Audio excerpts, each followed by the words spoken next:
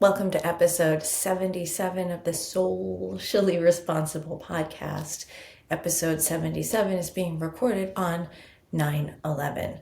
And so I want to take a moment and just begin with an acknowledgement of the devastation that happened on 9/11, 2001. I haven't posted, is it really right to the licking?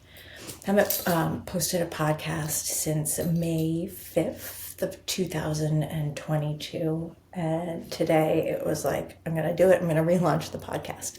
A particular episode of my most listened to podcast, 10% Happier, really sparked me to get back to this, and it was an episode about change, and the guest, Dr. Maya Shankar, was talking about how there are a lot of people who autopilot through life. These are my words, not hers. But that there is great benefit to doing like a self-audit when it comes to change.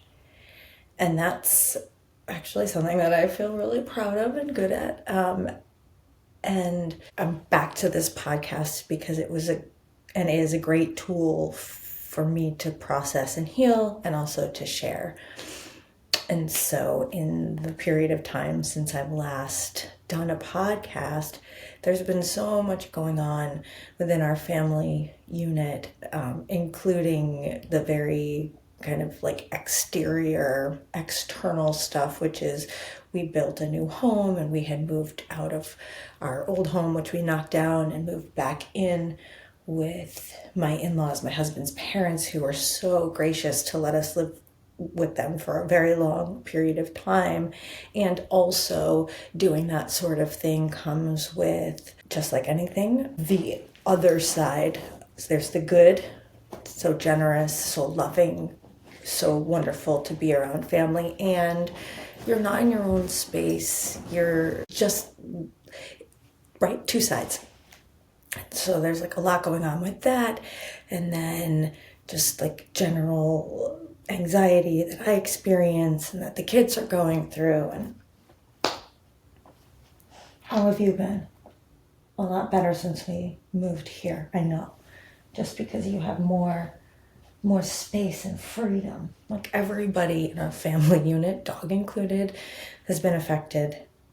And that's part of the self-audit when it comes to change, right? Because we, the individual, I, me, you, we, excuse me, as an individual are our own little universe.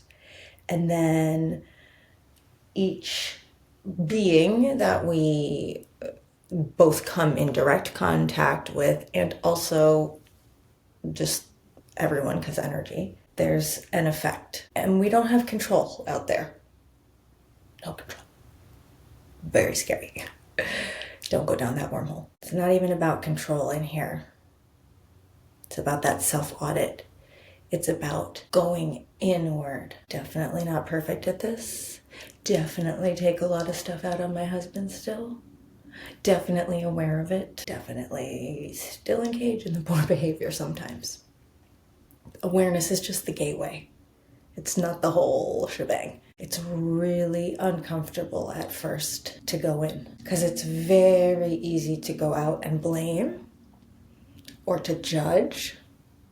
And same thing inward, it's easy to judge inward. The inward I am talking about is compassionate inward. What does compassionate inward mean? What does it look like? Excuse me.